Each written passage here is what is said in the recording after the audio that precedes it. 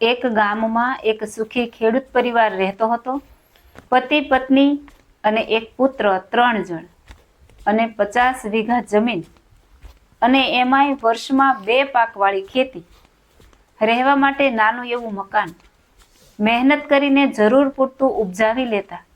થોડું ઘણું બચે તો આડોશ પાડોશ, અતિથિ અને સાધુ સંતોની સેવામાં આપી દેતા.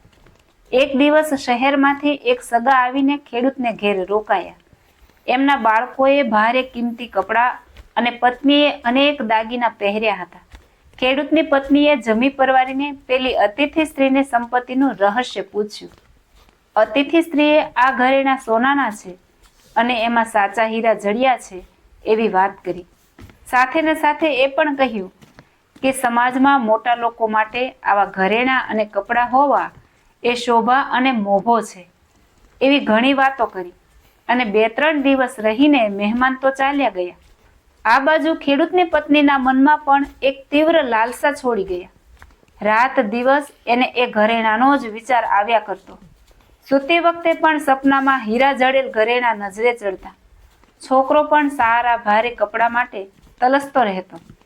પત્નીએ પોતાની અને પુત્રની ઈચ્છાની વાત પતિને વારંવાર કહી.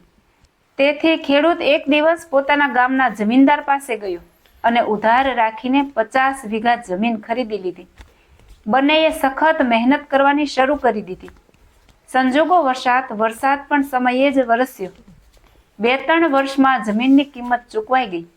વળી એણે 200 વીઘા જમીન વધારે ખરીદી લીધી. આમ કુલ મળીને 300 વીઘા જમીન થઈ ગઈ. સાધન સંપન્ન ખેડૂતમાં એની ગણતરી થવા લાગી. એક સમયનો આ નાથો હવે નાથાલાલ બની ગયા. પોતાના રહેઠાણનું મોટું મકાન, 4 જોડી બળદ, 1 રથ અને 2 ઊંટ આવી ગયા. નાથાલાલના ઘરમાં તો ઠઠ્ઠારો થઈ ગયો. પત્નીની પાસે સોનાના અનેક હીરા જડાવ ઘરેણા પણ આવી ગયા. છોકરો પણ મોટો થઈને નિશાળે જવા માંડ્યો.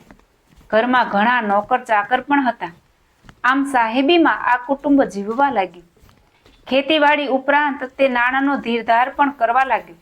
એનાથી એની આવક પણ વધી અને શાખાએ વધી.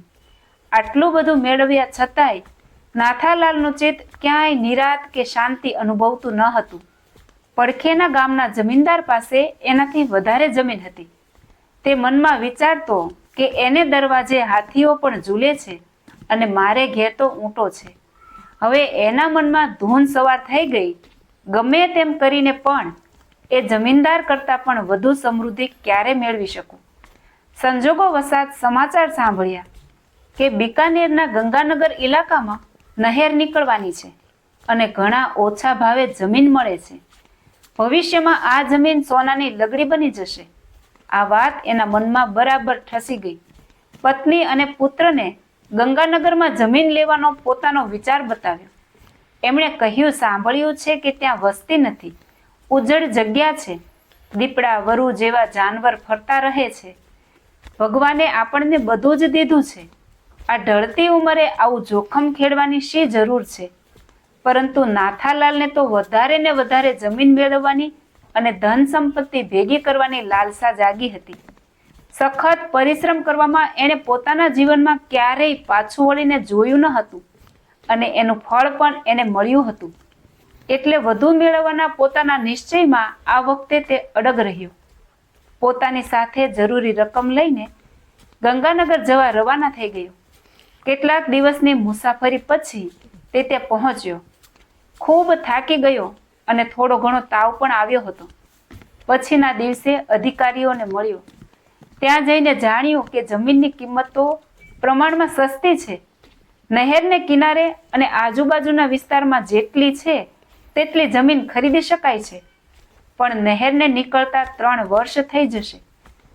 એ દરમિયાન ખેડ તો શરૂ કરી દેવી પડશે અને 10 વર્ષ સુધી એ જમીન બીજા કોઈને વેચી નહીં શકે. નાથાલાલને ખેતીવાડીની જમીનની પૂરેપૂરી જાણકારી હતી. પોતાનો જાત અનુભવ પણ હતો. નહેર આવે એટલે આ જમીનની કિંમત ક્યાંથી ક્યાં જાય એ તે બરાબર જાણતો હતો. પંજાબના ઘણા સમૃદ્ધ ખેડૂતો એટલે જ આવ્યા હતા. એણે મનમાં વિચાર્યું કે વધારેમાં વધારે જમીન ખરીદી લેવી, નહીં તો હાથમાંથી મોકો ચાલ્યો જશે. ત્યાં બસ, મોટર કે ગાડાની વ્યવસ્થા ન હતી. માંદો હતો, છતાં તે પગપાળા ચાલી નીકળ્યો અને સારામાં સારી જમીનના નિરીક્ષણ માટે દૂર દૂર સુધી ચાલીને જવું પડ્યું.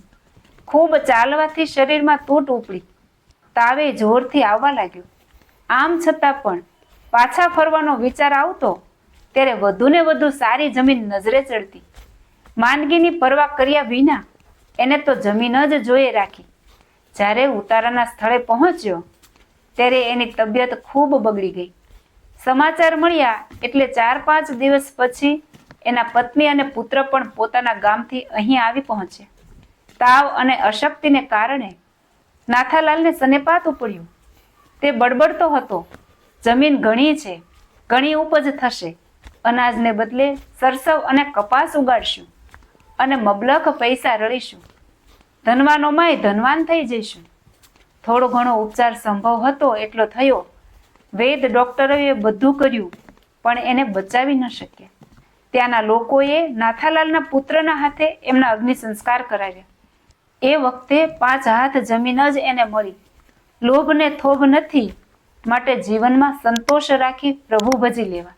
આશા રાખું છું કે આ વાત પરથી આપને પણ કંઈક બોધપાઠ મળ્યો હશે. વિશેષ આવી વાતો સાંભળવા માટે હિન્દુ ગોડ લાઈફ ચેનલને સબસ્ક્રાઇબ ના કરી હોય તો સબસ્ક્રાઇબ કરજો અને જો આ વિડીયો ગમ્યો હોય તો લાઈક કરજો. જય શ્રી સ્વામિનારાયણ.